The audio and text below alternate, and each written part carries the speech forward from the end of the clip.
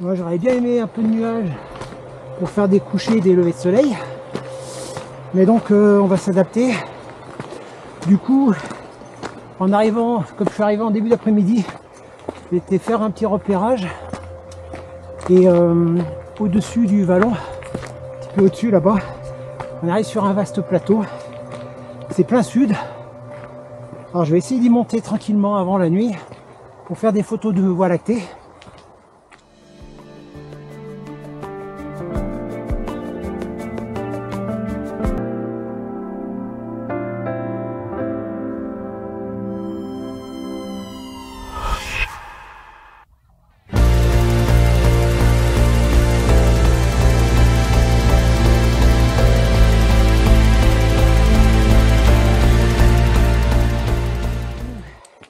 J'ai le trépied, j'ai mon boîtier avec un ultra grand angle, pardon, un 14-24 f2.8 de chez Sigma. J'ai pris aussi mon 50 f1.8 pour varier les cadrages. Et puis ma foi, je vais essayer de faire quelques clichés sympas.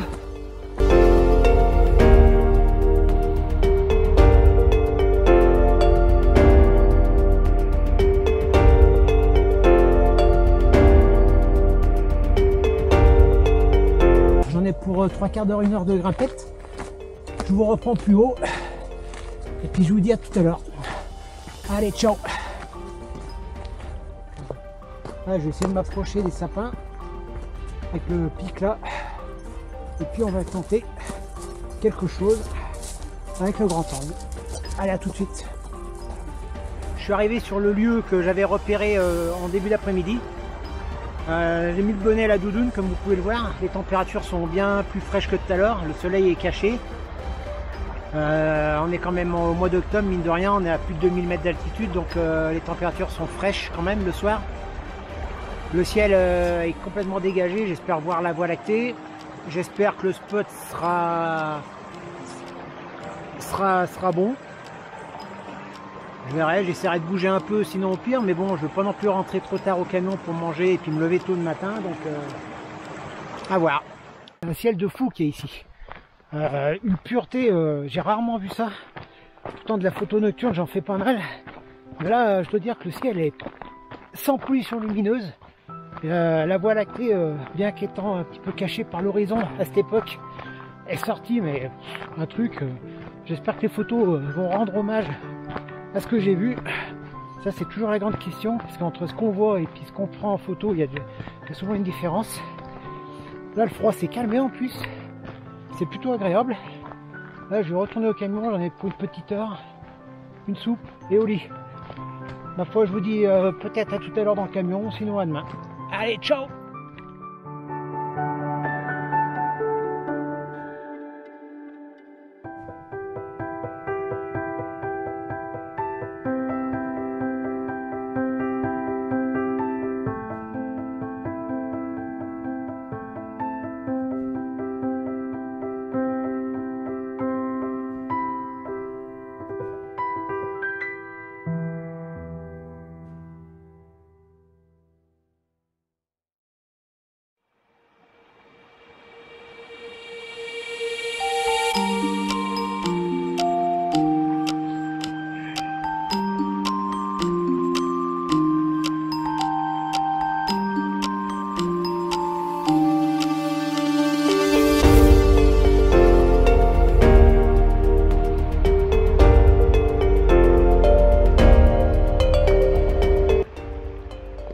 Tout le monde.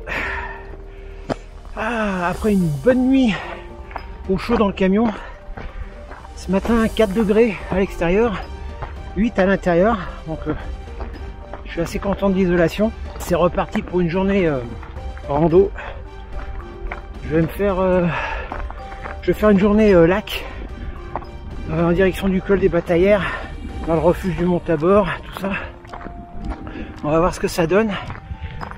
Là, le jour est en train de se lever tranquillement. Bon, pas de nuages, hein, toujours. Un ciel plutôt dégagé, plutôt clair. Tant pis pour le lever du soleil, ça sera pas flamboyant. On verra ça un autre jour. Le jour se lève tranquillement. Il y a quand même de belles couleurs, mine de rien.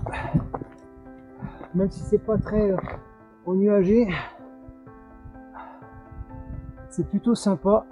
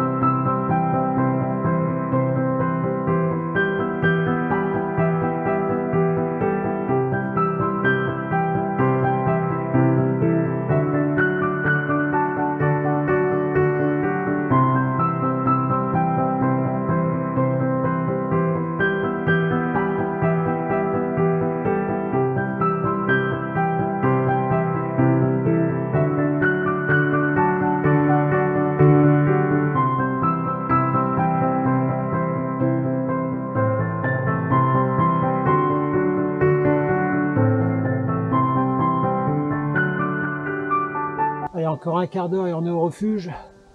Au refuge, on le voit là-bas au fond.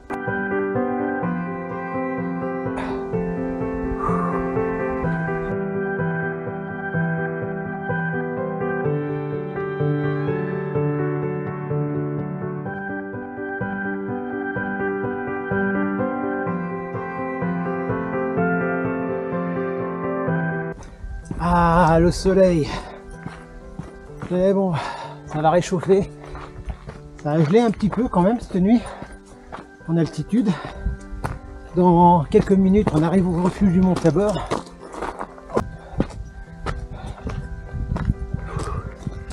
Je sais pas si à la caméra on va vraiment se rendre compte. C'est vraiment superbe. Un endroit, j'étais venu il y a longtemps, très longtemps, avec mon frère. On avait été jusqu'au Cheval Blanc, au pied du Cheval Blanc qu'on voit au fond là-bas.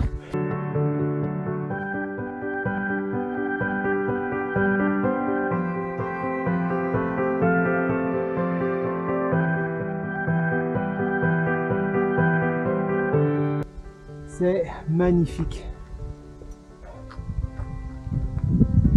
Magnifique.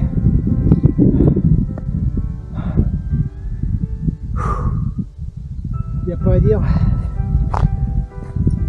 La nature est superbe. Et en France, on a la chance d'avoir une nature variée. Que ce soit de la Bretagne aux Alpes, en passant par les Pyrénées, le Jura, la Lozère, le Cantal. On a des endroits magnifiques en France. Ça serait bien que les gens prennent conscience du paradis dans lequel on vit quand même. Putain, il faut protéger cette nature, il faut protéger ces endroits-là. Oh là là, ça vaut tous les antidépresseurs du monde. Ça ne demande pas un effort physique. Là, c'est une balade tranquille, le sentier est bon, une bonne paire de chaussures, un petit sac à dos, un vêtement de protection, une gourde, quelques barres de céréales et hop, allez sur les chemins, sortez, putain, arrêtez vos écrans de merde, arrêtez de regarder des conneries comme Hanouna, ou les anges, ou je sais pas quoi, là, ces merdes, la télé-réalité, là, sortez. Regardez-moi ça. Le premier lac. Il est vraiment au-dessus du refuge. Le niveau est très bas. Il en manque un paquet. Bon, il y a un petit peu de vent. Je sais pas ce que ça va donner. On va essayer de faire quelques clichés quand même.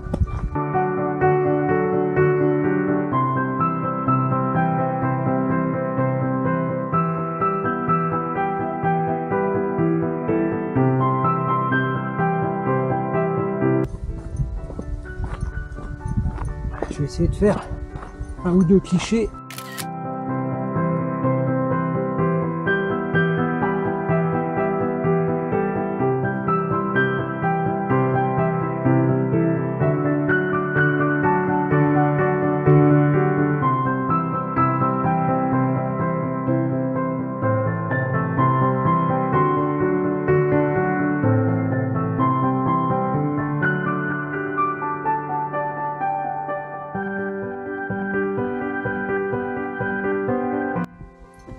vraiment incroyable le coin.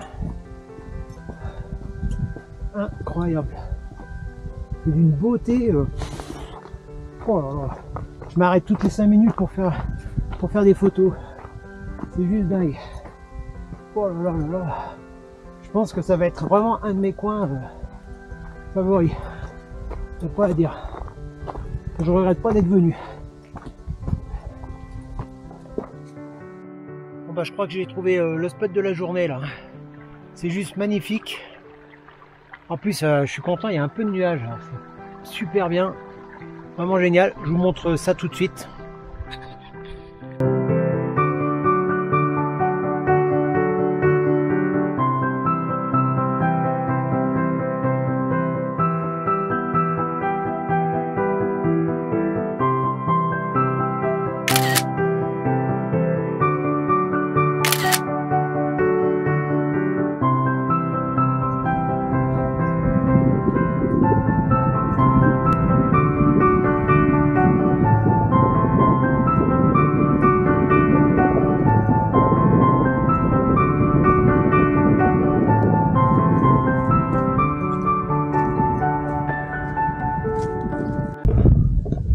Elle est pas belle la vie. Oh là là. Je suis à 2825 mètres. Vue à 360. C'est magnifique. Ouais.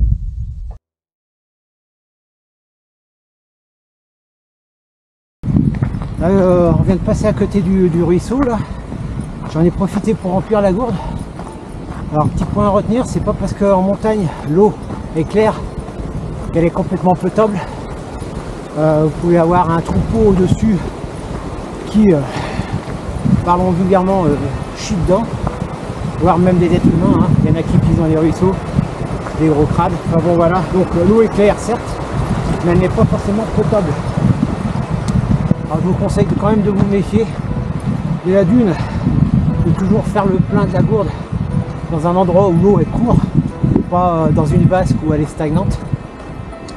Et en plus, le mieux c'est de la traiter l'eau.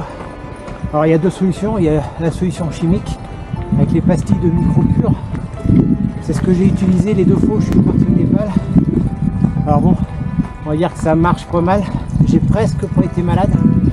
Je dis bien presque, parce que le problème c'est que ça traite les agents pathogènes, mais les grosses particules ça les laisse, et puis en plus ça donne un petit goût de chlore qui est pas forcément très agréable. La deuxième solution c'est d'utiliser un filtre.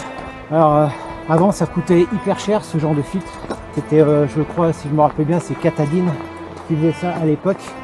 C'était très onéreux et puis gros, c'était une pompe, une genre de pompe à vélo, et puis voilà. Là maintenant il y a des systèmes légers. Moi j'ai utilisé la gourde Oco. Alors c'est une gourde qui se présente comme une sorte de gourde de vélo un petit peu. Il y a un filtre à nanoparticules dedans qui a été testé par la NASA. Et franchement c'est hyper efficace. J'utilise depuis quelques mois déjà. Vous pouvez prendre de l'eau stagnante dans un lac, une mare ou un torrent. Ça filtre absolument tout. Que ce soit les grosses particules ou les agents pathogènes. C'est franchement idéal, il n'y a pas de goût. Et en plus de ça, c'est que le filtre est très efficace au niveau du débit par rapport à d'autres systèmes où ça coule très lentement.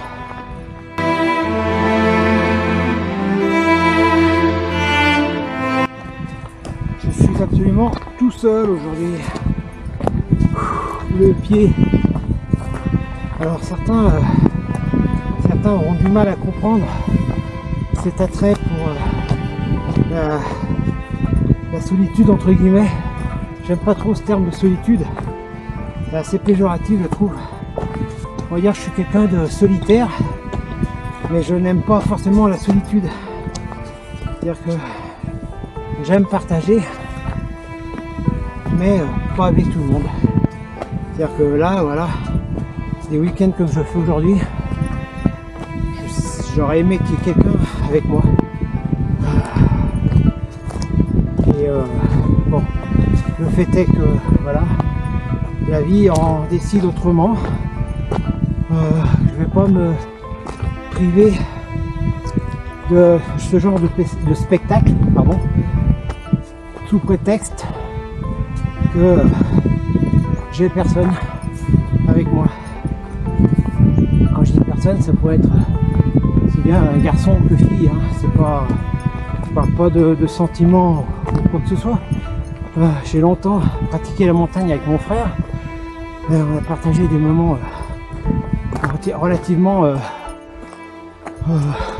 intenses, surtout en alpinisme et en escalade. Maintenant je fais que de la randonnée, de la rando photo surtout. Et voilà.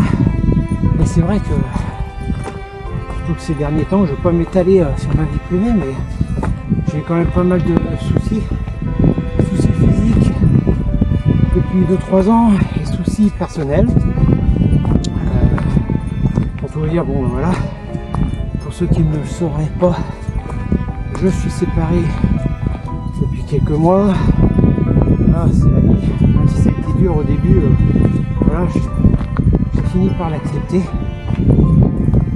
Mais voilà, enfin bon, quoi qu'il en soit, la montagne, elle reste fidèle.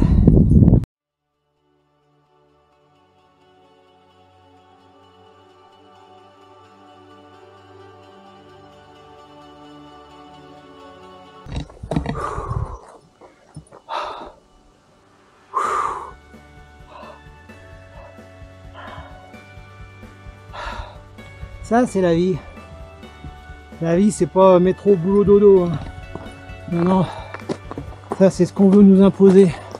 La vie, c'est ça. C'est le contact avec la nature. Alors, je sais, il faut payer les factures, malheureusement. Et plus ça va, pire c'est. Mais que c'est bon d'avoir une bulle d'oxygène.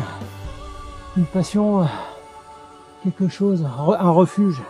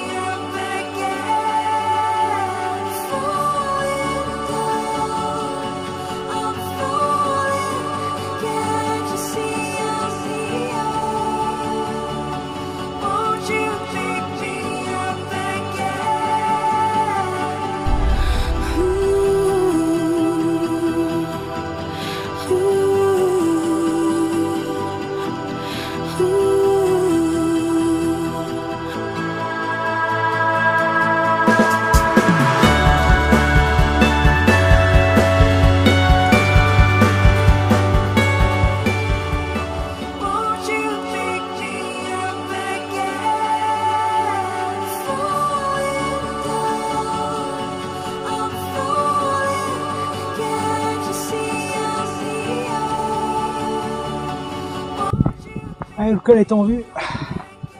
Ah, merde.